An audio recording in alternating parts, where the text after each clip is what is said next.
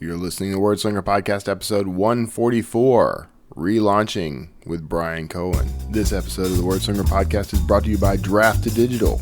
Convert your manuscript, distribute it online, and get support the whole way at drafttodigital.com. It's the Word Slinger Podcast, where story matters. Build your brand, write your book, redefine who you are. It's all about the story here. What's yours? Now, here's the guy who invented Pants Optional, Kevin Tomlinson, the Word Slinger. Word Slinger. Hey everybody, this is Kevin Tomlinson, the Word Slinger. I am enjoying a nice little round of really cool weather here in the Houston area. Very cool for March. It's been like the 50s every morning. Cool, but not freezing. That's where we like it. We like it right around there. You always kind of start talking about the weather in these things. So this week I'm talking to somebody I've had him on the show before. You're starting to see me recycle some guests, I know. But for important reasons. I've actually been reaching out to former guests on the show just to catch up, see how they're doing. I thought it might be fun to kind of bring some of these folks back around and, show you the progression of, where we were when we chatted, years ago compared to now. I first talked to my guest, Bryan Cohen, way back in episode 55, Ninja Book Descriptions with Bryan Cohen. Now, you'll find a link to that in the show note. That was a good interview. I remember that interview. I remember because we were preparing to sell our home, not our car. Although we did end up selling the car. We were preparing to sell our home, and so I actually snuck off to record this episode in my truck, sitting outside of a park, using my phone as the Wi-Fi hotspot and record. And I had my laptop propped on the center console and the microphone clipped to the visor overhead. This was pre-video, so I didn't get any video of this. But it turned out well. And actually, your car actually turns out to be a very good recording studio, depending on where you're parked, because it's nice and quiet. And of course, I was doing it in the middle of summer, so it was kind of hot. And the connection was a little buggy. I think there were some issues, but so you got to hear the air conditioner is what I'm saying. Anyway, that's neither here nor there, but I do remember that. It was a good interview, and I'm glad to have Bryan back on the show. It's always fun to circle up with him. We've bumped into each other at conferences and events and things over the years. He and I serve the same market, so we've got things we can chat about. And we also happen to be we're both copywriters, and we both do book descriptions and that sort of thing. So there. But anyway, we're gonna move into this interview, but I want you to stick around after. And you're going to get some industry news that I think you're going to enjoy. There's some cool stuff, so be sure to stick around for that. Thanks so much. Now, I do want to say, before I get into this, because I'll be announcing this at the end of this episode, I just want to say that there could be a gap upcoming, because Kara and I are actually planning to move again. This time, we're going to stay put for a while. But I just wanted to let everybody know there could be a gap in episodes as we prepare and get ready for this move. So wanted to make sure I did get this one in before all that chaos started. And there could be other episodes. It just depends on the kind of time I'm going to have. But we're starting to pack now, and I just wanted to let everybody know. So, but stick around after this interview with Bryan to get some industry news, and I may even chat a little bit more about the move. So take care and see you on the other side. Hey everybody, thanks for tuning in. You stuck around through the whole music bridge and everything, so thank you for that. Now today I'm talking with a guy, he's actually been on the show once before. If you remember way back in episode 55, we talked with Bryan Cohen. He's the author of the viral superhero series. He's also a two-time USA Today best-selling author. Love getting guys like you on the show, Bryan. So welcome, man. Thanks for coming back. Yeah, of course, Kevin. I'm happy to be here. Thanks for having me. Yeah, man, this is the second time you've been on the show. I haven't been on your show even once yet. I'm just putting that We out. don't have too many interviews. You have to be like real fancy to get on the Sell More Books show, Right. but we'll try to pencil you in There for you go. something in the There you future. go. Guest host. That's the only two words I'm going to say for the on the whole Okay. time. All Okay. right. It's put to memory.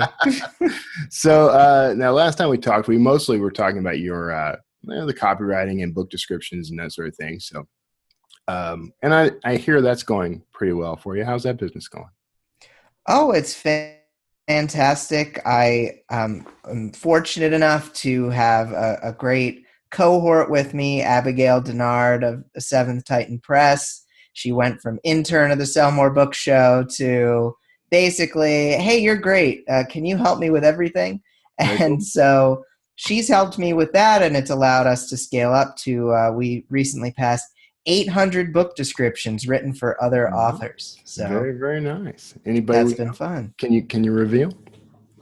Anybody What was we know? that? Anyone we know? Oh yeah, I mean your best friend Mark Dawson. We've got we've worked with a bunch of people over the past. Steve Scott. We've worked with so many. Kirsten Oliphant. I'm just trying to think of names that come to mind. But yeah, I our mean crowd, our folks, our people. the folks, the people we relate to. Yeah, no, but so many people. It's been amazing to work with authors in all sorts of different genres, and to have just that little part of being able to help the process is so Right. cool. Yeah. Getting that like little look into their story and getting a feel for what they're doing. It's a really cool thing to be a part of. Yeah. I still do quite a few book descriptions these days, and it's kind of a referral only business for me now, and Yeah. I like it that way because you get the I don't have to deal with the people who want to negotiate price and that sort of thing. Let's Yeah, just keep it there's frank. been some funny customers over the years. That is for sure. You learn a lot about psychology when you do a service business. Right, exactly right. Yeah, I keep kind of pushing that very idea. So you're okay. So you got that going. Clearly, you're still writing. That's good to hear. Yeah. I like writing.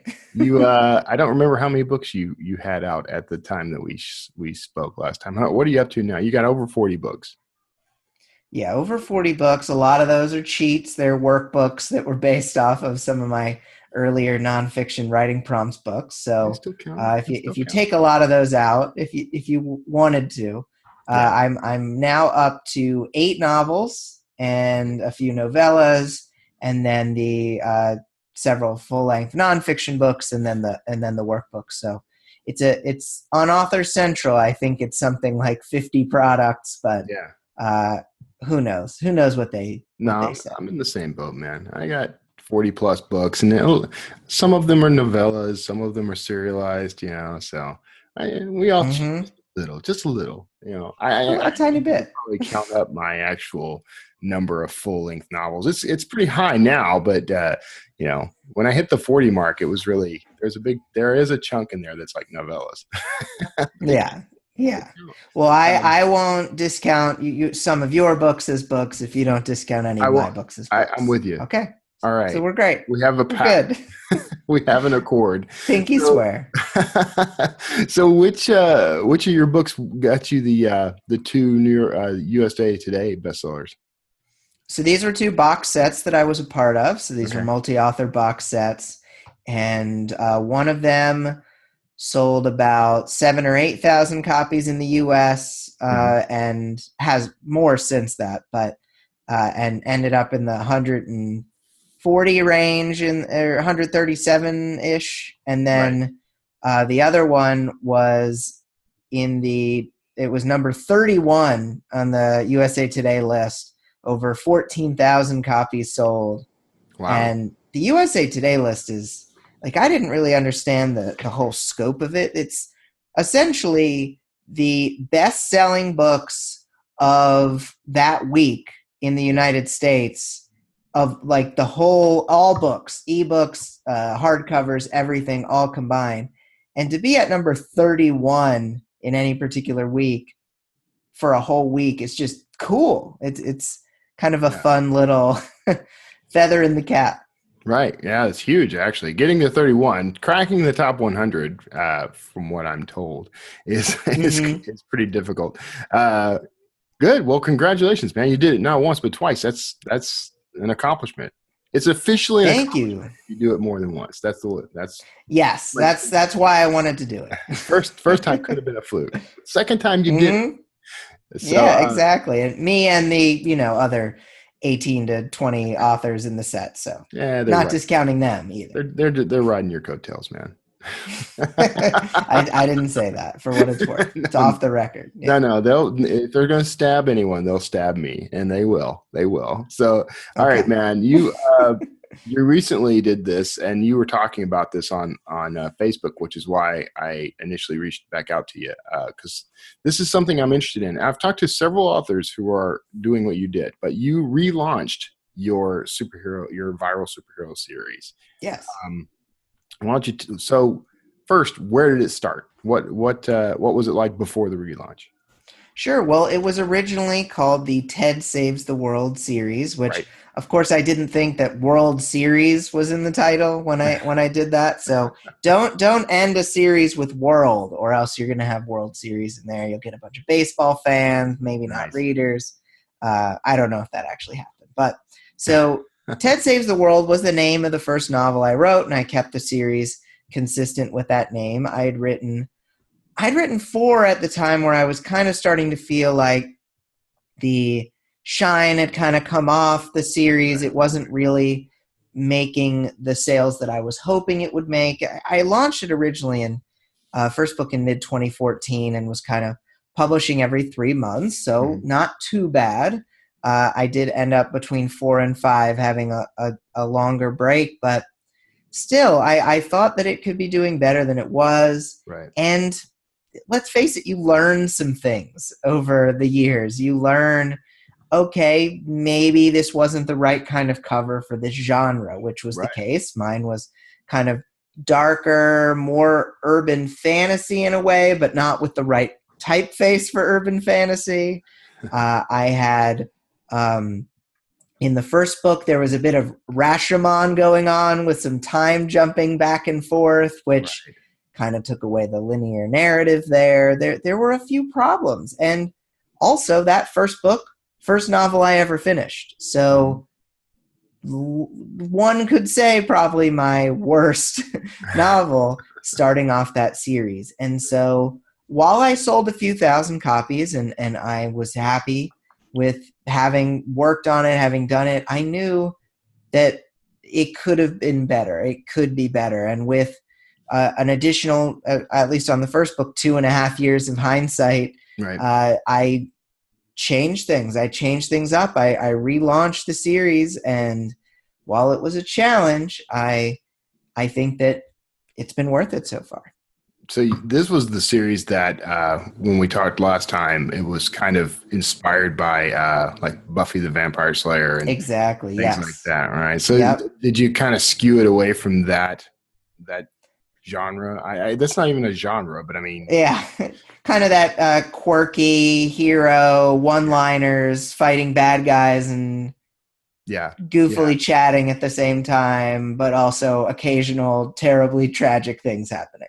That's the genre, if anything, of Buffy the Vampire Slayer. Okay, I don't know what the bisect code of that's going to be, but ooh, yeah, I don't know. Let's not call them. Let's not call bisect on this. But I did not really go too far away from that, but I did fully rewrite the entire first book from cover to cover.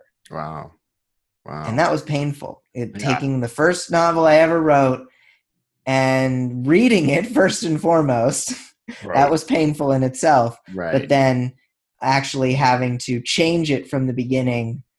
Plot stayed more or less the same. It was just I'd grown as an author from at that point, having written 6 novels. I knew more. I'd learned more. I applied that knowledge to changing the book from the beginning. And that's, I mean, the whole idea of this scares me right now. Okay. But I am thinking of doing this with some of my books. So it's relevant, but, so, I mean, I know me, I'd hold on to that other copy somewhere. You're like, this is the original, so I'm going to preserve it. Do you still have the original version of the book sitting there somewhere? Well, you can actually still buy random paperbacks that have still floated around on Amazon. I did take it down on CreateSpace. I actually paid my original narrator $1,000 or something that we agreed on. It was around that, because you have to actually have a deal with your royalty split person. Right. To dissolve the contract. Both Right. of you have to agree, and to agree, I had to give him money. And he did a great job. It's just it was going to be a whole new book, and so there was really no point in having it still up. And took it down ebook version. So of course there's that $400 paperback floating around that when you take down a book that someone has a limited edition copy somewhere. But I do have it in paperback form, and I definitely have the ebook file somewhere, I'm sure, on my computer. Yeah. It's good. It's good to kind of have, to be able to look back and see how far you've come. Yeah. Oh, absolutely. No, these are things that are important to know, because we have a tendency as creative people, I think all people have this tendency, but creative people especially, you beat yourself up based on where you are in the now versus where you want to be in the future, instead of praising yourself for being where you are now versus where you were 2 years ago, 3 years ago, earlier. We need to be nicer to ourselves in that respect. And I don't think we're not quite there yet. Yeah, no, no, you're right. We're pretty, authors as a group, we're pretty hard on ourselves, I think. Oh yeah. So all right, you got this. So, and I assume you redid your covers. Yep. Covers brand new, titles brand new, and different products. So different ASIN numbers completely. Wow. You did start fresh. Totally fresh. All the reviews gone, everything. Oh, wow. That's the part that would be scary for me, really. I mean, you work so hard to get those reviews. Yeah, but as well as I do that Amazon really favors those new titles. That's true. There's that 30, 60, 90-day cliff. Who knows what it is now. Whatever it is this week, yeah. Yeah, I think it's 37-day cliff right now. Yeah. Well, I wanted to have that 37-day summit first. Yeah. And so I knew that, especially because I had 5 books ready, so I knew that I could release them in short order and get that 37-day cliff on all of them. Yeah. This is what I'm interested in, by the way, is this sort of retooling and then using it, building some momentum with it and using the wave of it to basically do what I have always wished I had done from the beginning.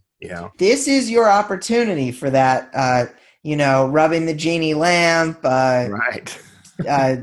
Going through whatever Tom Hanks did in Big, except in reverse, whatever Xandor, I forget what that thing was called, but it's really like one of the few opportunities you do kind of have to go back in time with the knowledge that you had, right, and revamp the series as a whole.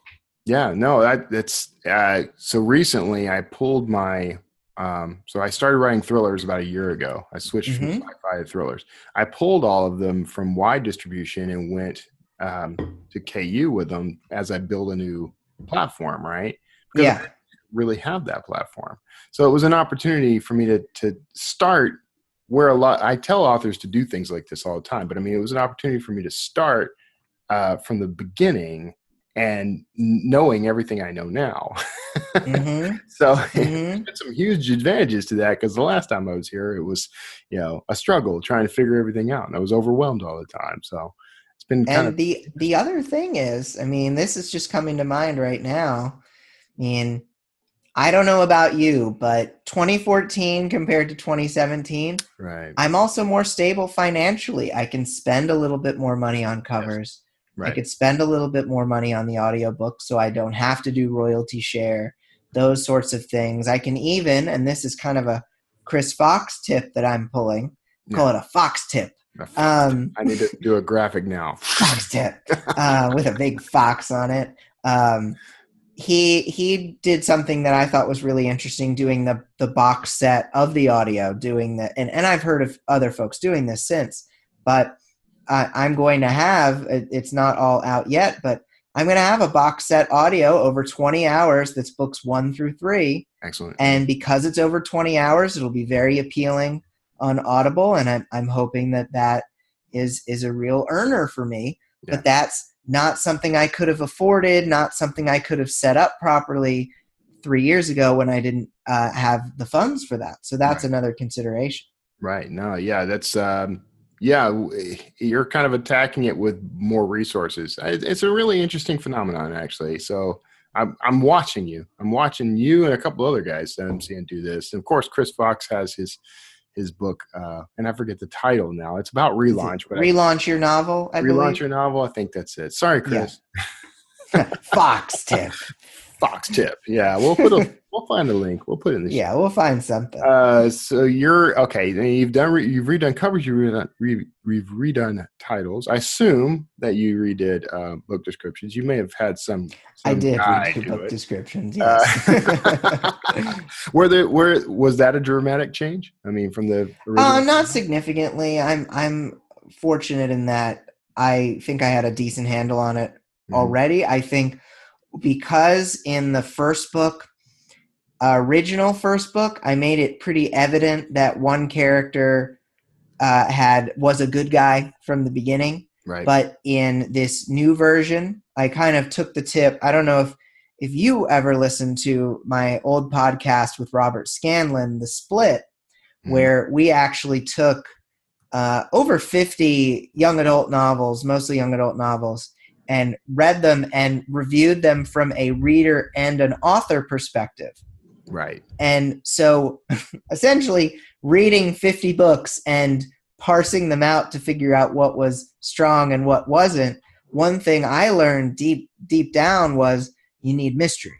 Yeah. And my first book originally didn't have any mystery. So I made that other character's intentions less overt from the beginning. Right. And as a result, I couldn't really have that character listed as another POV in the description because, well, then people are going to know she's a good guy. So I had to scale that back, make it more focused on the protagonist, Ted. And so that was the major change, I would say. And that's, I think a lot of my clients, I know yours probably too, there's that fine line of what to reveal in the description and what not. Right. And so that was something I decided not to reveal so that it would preserve the mystery in the book. Yeah. That's cool. And, you and I have very similar methods. I've read your book. I've stolen from you. Hey, that's fine. Look, if I didn't want if I wanted it to be the KFC secret spices, exactly, I wouldn't have put it in a book. That's what I tell people about 30 Day Author. It's not state secrets here. I'm actually trying to help people with this thing. So, all right. The same way. Now you've done this now with this series. Are you looking at any of your other books through this lens?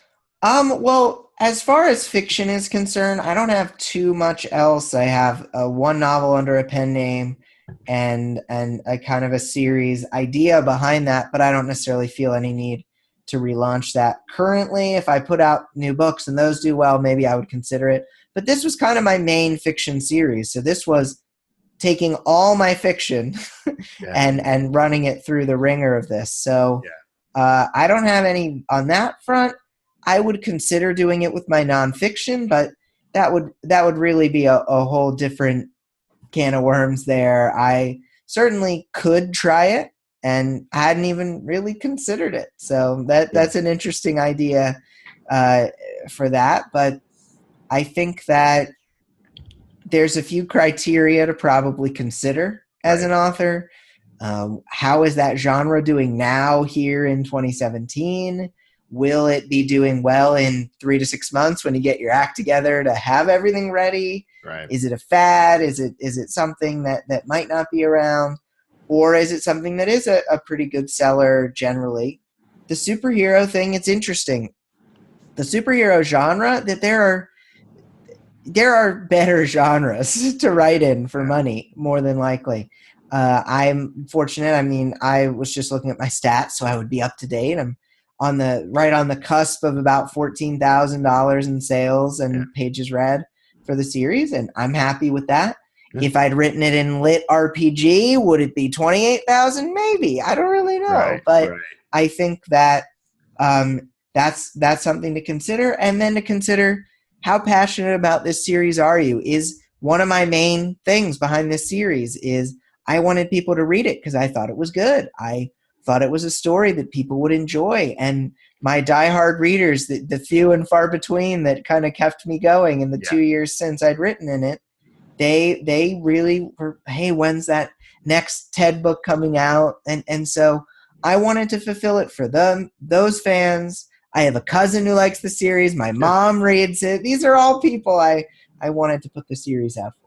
Have you heard from fans of the original versions of the books? I mean, are they? Oh yeah, most of them liked the revisions. I had one person I saw. You always think of the one person. Yeah. One person who liked the original version better, but I know this version's significantly better. So for what it's worth. I kind of wonder if you could do that, and still, I know there are rules against duplicating content, but because you rewrote it, I wonder if you could actually offer, the both versions of that book. I don't know. That's a good question. I think because it was rewritten from cover to cover, I probably wouldn't have any problem with it. But you're going to get a few reviews. I've got.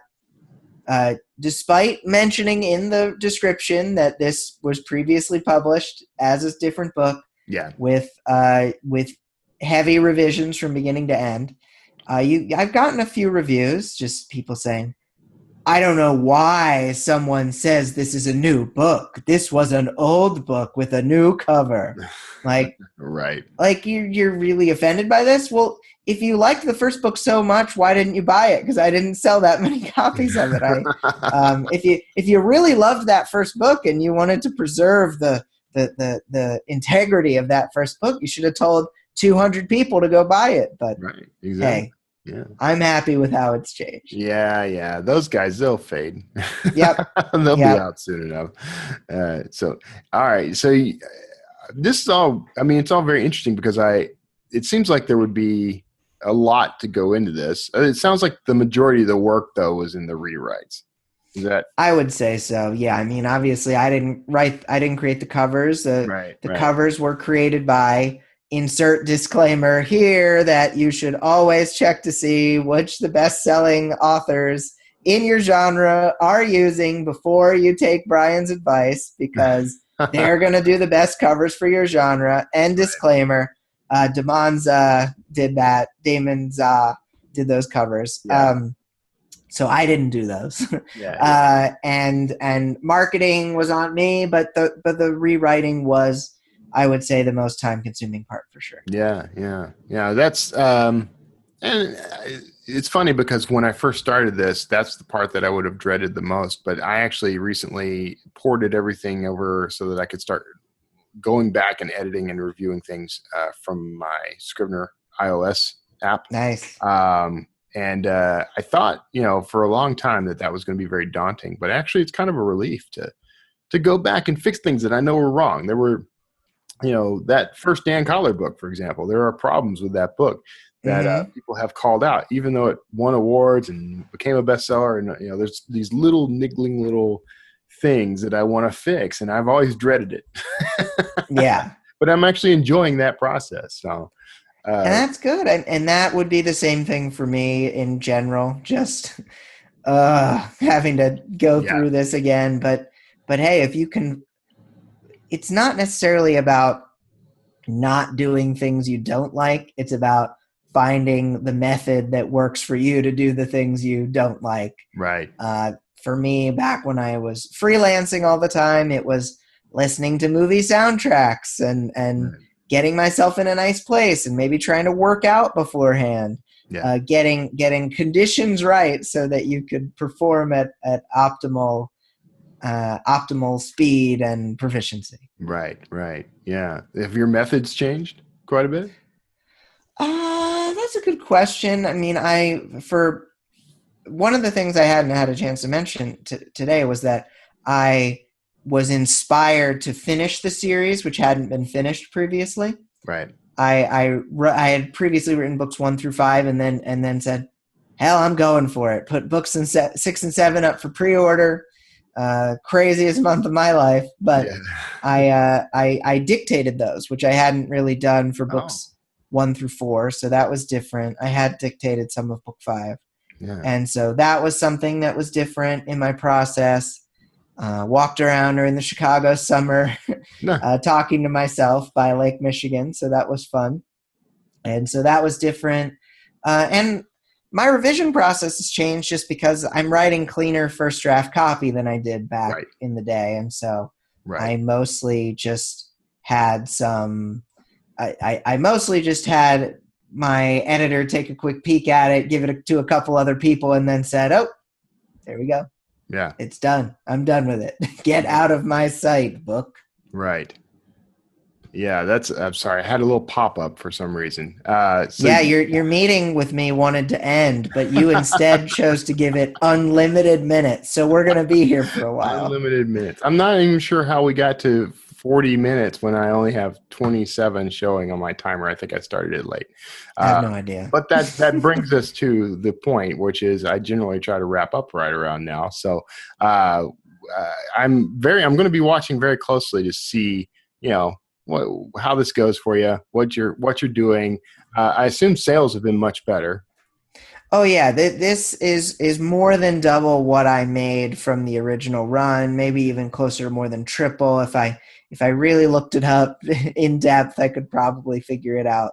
But yeah, sales have been much better. And now that I know new marketing methods like putting things into box sets, like the box set audio, like audio in general, which I'm going to have for all 7 books, the output of expenses was higher at first, but the ceiling of potential earnings is also a lot higher. Excellent.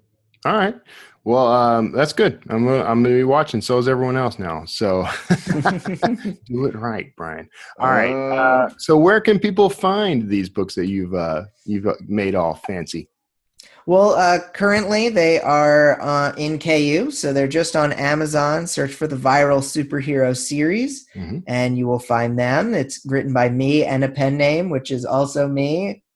There was a philosophy behind that, but hey, I mean, it kind of fell by the wayside in the midst of everything. Yeah, but I was going to ask about that because someone recommended the strategy of creating a pen name that is the same name. And I was going to ask you why you did it. And I guess if you don't mind taking a few minutes. Oh, I don't mind at all. That could be the after show stuff, but no, we're going to do it. Let's just let's do it. Let's do it. We have unlimited minutes. We have unlimited minutes. Unlimited minutes.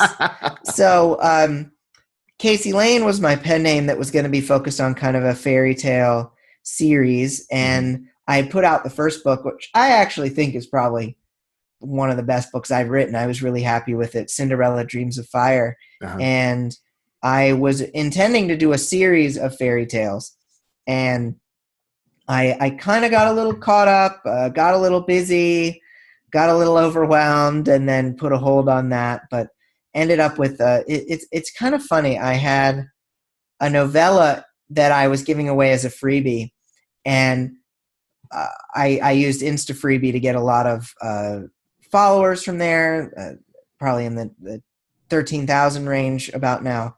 And people freaking love the novella, which I think I wrote in a week because I had to and just sped through it. And just because I wanted to follow the advice that I give everybody, which is to have a lead magnet, have it up, have it available. And so that someone who is buying your first book as that pen name's first book, they're clicking through and they have something they can download and read. But I think people liked the novella even more than the novel, and they're clamoring to get it on like, where is it on Amazon? I want to review it. Right. And so if there's ever time, I may expand that novella, which is called Snow White's Revenge and has a very Kristen Ritter looking character on the front. Okay. I gave the designer a picture of Kristen Ritter, and he basically copied her, but I think made it different enough. But who knows? If I get a call from Kristen Ritter's agent, I'll take it down. Yeah. Well, yeah. Maybe they'll someone will see that and think, I should make this movie and cast Kristen Ritter. I know. All right. But, okay. Well, let's go. Well, actually, to tie that up, which is why did you do this? Why did you put that name on there too? At the time I was getting the relaunch ready, I thought, well, there's a chance this pen name could take off. If it does, I'll have the cachet of both pen names. Yeah. The pen name and my name. Casey Lane didn't really take off in a huge way, but I already had the cover, so there we go. So I kind of like this, though, as an idea because I still occasionally like to write in a different genre. I could make myself a co-author on these genres. So and use your pull to get people involved. Okay, yeah. All right, I'm on board. All right. Look for that pen name soon, folks. And beyond that, we're going to go ahead and wrap everything up. They can find you in a couple different places online. Where are some of the best places to find you online? You're a podcast host. Why don't I just say, come on over to my podcast, the Sell More Book Show at sellmorebookshow.com, because you can fit in lots of podcasts in a week. You can. And I co-host that show with Jim Kukral, and we talk about the news in the self-publishing industry. We've been told multiple times that people like to go to that show instead of doing the work themselves. And so we save people time, and people like getting time saved. That's right. And I highly recommend the show. I'm a listener myself. So well, thank you for listening. All right, man. Okay, everybody, you are probably hearing the groovy bridge music right about now. You may dance in place at will. And we'll see you on the other side with some housekeeping and other stuff. And otherwise, Bryan and I, we're going to go have a little private chat of our own. So see you after this, and otherwise I'll see you next time. Hey, I'm back. Thank you for being here. Now, if you watch the YouTube version of the Word Slinger podcast, Bryan kind of cracked me up because as we were going out of the intro or the bridge music at the end, he started dancing on screen, and so you get to see Bryan Cohen dance a little, and then in the after show he kept it up. So anyway, so I'm glad you stuck around. We got some industry news. I'm gonna just run by you here. And I think you're going to get a kick out of some of these. So first up, no love between Audible and romance authors. Is Audible ripping off romance authors? Yes. But that's my opinion. And it is, of course, based on the latest information coming to us about Audible's new subscription package for romance titles.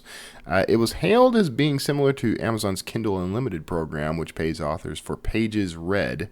But when KU pays authors something comparable to the royalty, whereas KU pays something comparable to the royalty that a author would normally make when they got a sale, Audible's program is paying only pennies per listen. And compounding this is the fact that the program only pays the author once they've reached a $50 threshold. So a lot of authors could wait years before they ever see a very meager return on the thousands and thousands of listeners downloading their books. Not to mention the return on all the overhead of production, the time, the effort, the money. There's a lot that goes into the production of an audiobook. And these authors, I'm sorry. I'm standing by this opinion. They're flat out being ripped off by Amazon. I mean, Amazon is making money on each of these books via this subscription service. They're paying practically nothing to the people who created this, and they've put a threshold on when the author can receive their payment. I mean, this is just sickening to me. I mean, think about it. If you sell an audiobook through Audible, flat out, you get your royalty cut, right? You don't have to wait 6 months to get it. You don't have to wait 6 years to get it. You might have to wait 90 days. But we've come to accept that as a standard practice among these folks, and there are reasons for that, and it's understandable. But this is just a slap in the face, honestly. If I sound a little pissed off about it, it's because I don't like authors being ripped off. I don't like anybody being ripped off, but I don't like, in particular, indie authors being ripped off by a company that is making billions on their backs. So, anyway, you can find a link to the story about this. Sorry, I'm very passionate about this apparently. But you can find a story about this. I picked this up from Good e-reader. So you'll be able to check that out in the show notes of this episode at wordslingerpodcast.com. And of course, reach out to me. Go to wordslingerpodcast.com, leave me a comment on the episode or send me an email or anything you like. Just let me know what you think of this. I expect that there are people who are going to disagree with me, have a different philosophical view on this than I have, but whatever, it still pisses me off. So, an uppity author thinks authors should be paid for their work. This is shocking. No, actually, this comes from author Philip Pullman, very popular author, in no way uppity in my opinion, but he thinks that there's something a bit unbalanced about the fact that profits and margins are increasing in the publishing industry, but the share given to the author is diminishing. In a quote from The Guardian, Pullman said, "To allow corporate profits to be so high at a time when author earnings are markedly falling is, apart from anything else, shockingly bad husbandry. It's perfectly possible to make a good profit and pay a fair return to all those on whose work, after all, everything else depends. But that's not happening at the moment." Now, this would seem a good time to point out that indie authors keep a much bigger share of their royalties. And it's true. They work for it, okay? In terms of marketing and platform building, the disparity between what authors make versus what shareholders and stakeholders make is astounding. It's about 3 times what the authors make for their work. 3 times. A person... Now, granted, they're throwing in some big capital sometimes to own these shares, but they could not invest in that if it were not for the authors. The authors are, in my opinion, I admit, as much a shareholder as someone buying in on shares because of the time and work and energy put into producing the book, the personal investment on the author. The business could not freaking exist without the author, but the author gets paid less than everybody. The janitor gets paid more than the author. So, that, again, hot button with me. But here's where I think we could turn it around. I think the traditional industry, if they would embrace a hybrid model, could actually make a profit, make more profit, cultivate a bigger list of best-selling authors, and the authors themselves could actually get paid more. And the way this would work is the infrastructure is already there for the traditional publishing crowd. They've already got their lines to placing books in bookstores, marketing, organizing book tours. They've already got all that stuff set up. The investment for the author is going to have to be committing the time to do marketing on their own. But here's the deal. The traditional publishers could actually just aid the authors in building their platforms. So aid the author in increasing discoverability, increasing their reach, increasing their reader base. Help the author by giving them the tools to go out and produce more results on the publisher's behalf, right? So the author is going to have to own this. They're going to have to treat it like a business. I'm sorry, folks. I mean, I know I just read an article this morning about, the idea that authors are growing increasingly frustrated with this notion that they have to be a business person as well as an author, and they're lamenting the fact that they just want to write. I get it, man. That's all I want to do too. But you have to think of your career as a career. And if you're not doing that, you're not making any money. That's the consequence. You can do whatever you want in life, right? You do anything you want in life as long as you're willing to live with the consequences. The consequence of not treating your book business like a business, treating your career like a career, is you don't make enough money to keep doing it. So unicorns are there. But for the most part, those of us who actually want to make a living at this stuff have to embrace that. So I think what's going to happen on this front is the indie publishing industry and the traditional publishing industry will have to start working together in order for everybody to win, or one of those is going to eliminate the other. And I'll give you a little hint. I'll give you just a hint. Indie publishing ain't going nowhere.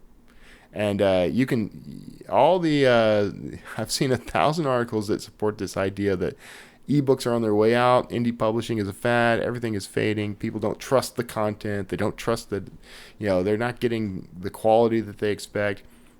Hey, say whatever you want, but I can point to a few thousand indie authors who are making a very good living, despite being told, by the way, by some people in the know, that only about 20 people on the planet are making their living as a writer.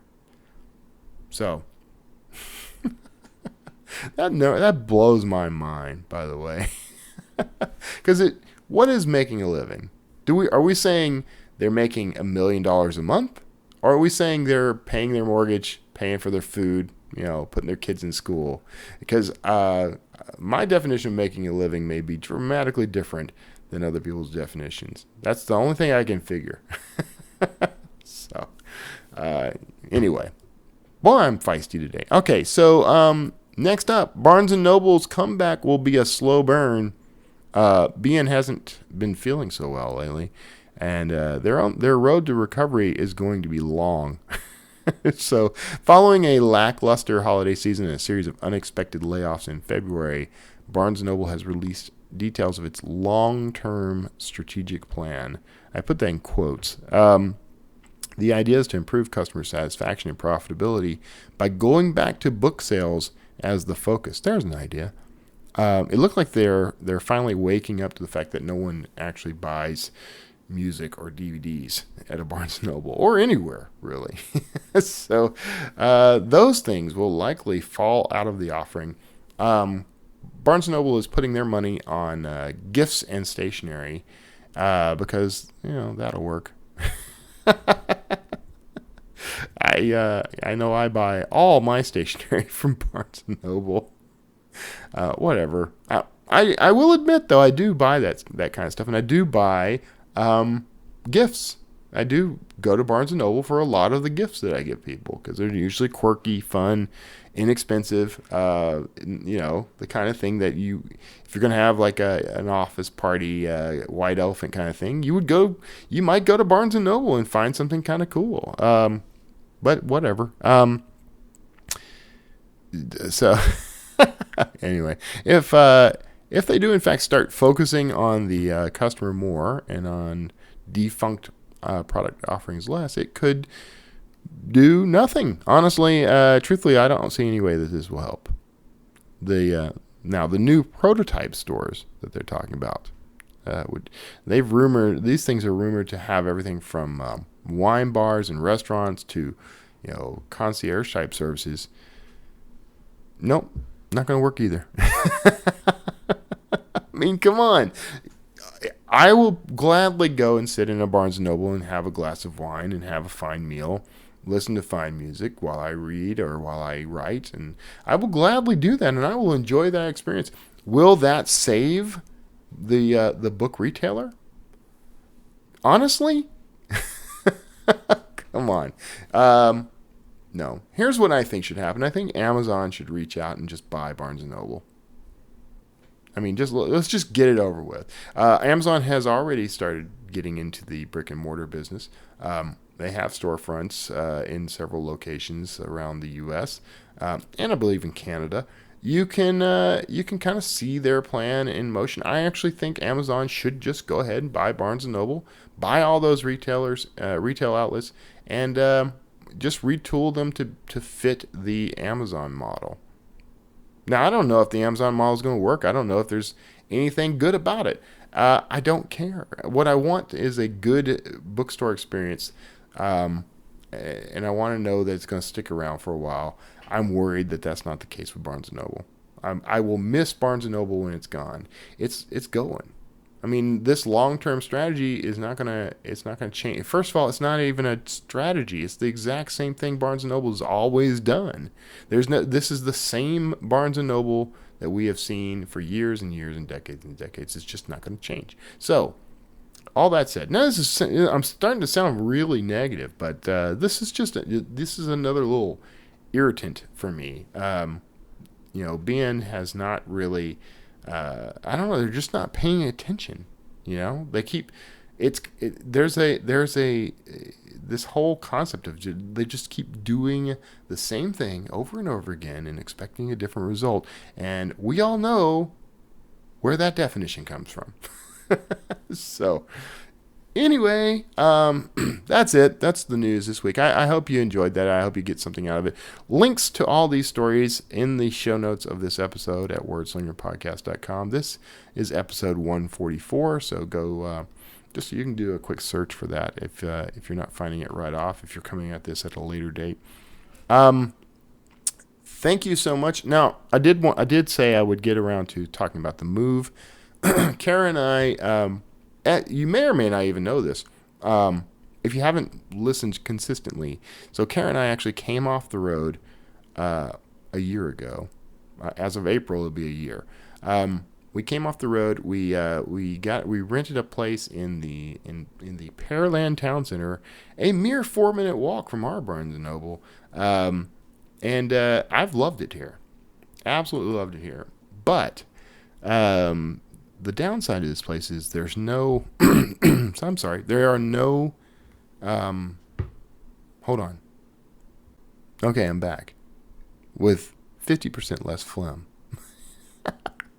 Anyway, there are no 3-bedroom homes in this apartment complex, and as Kara is starting to work remotely a little more often, it's just something we needed. So we are, as much as I love it here, as much as I love the convenience of being 5 minutes away from bars, restaurants, bookstores, you name it, we're going to surrender that advantage, and we're going to move to Sugar Land, Texas. That's where we used to live.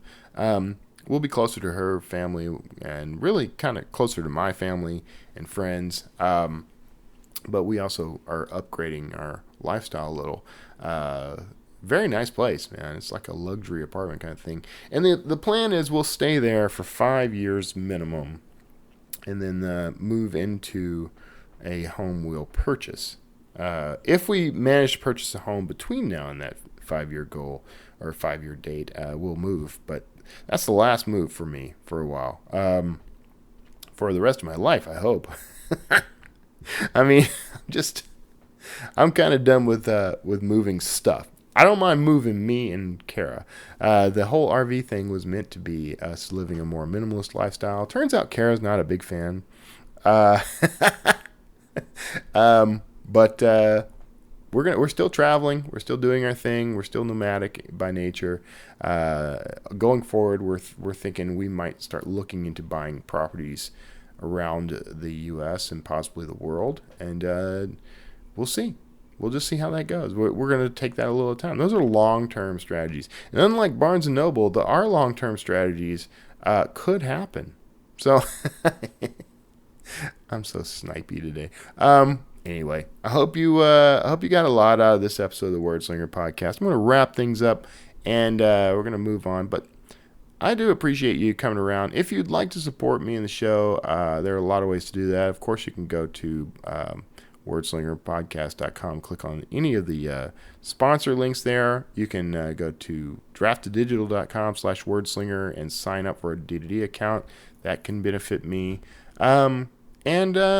the best way to support me always is to buy my books. You can check them out. Wordslingerpodcast.com will it's going to be the gateway. You can actually get to my books page from there. KevinTumlinson.com/books is the shortcut, but you can get there from Wordslinger.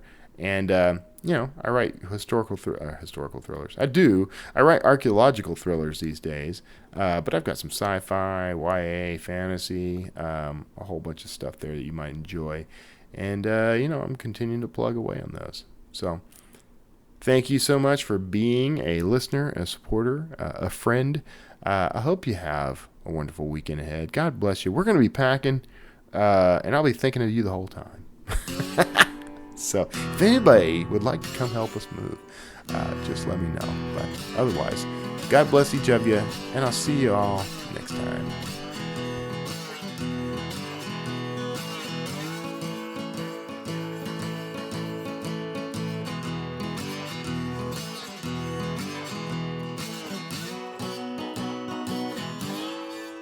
Word Slinger.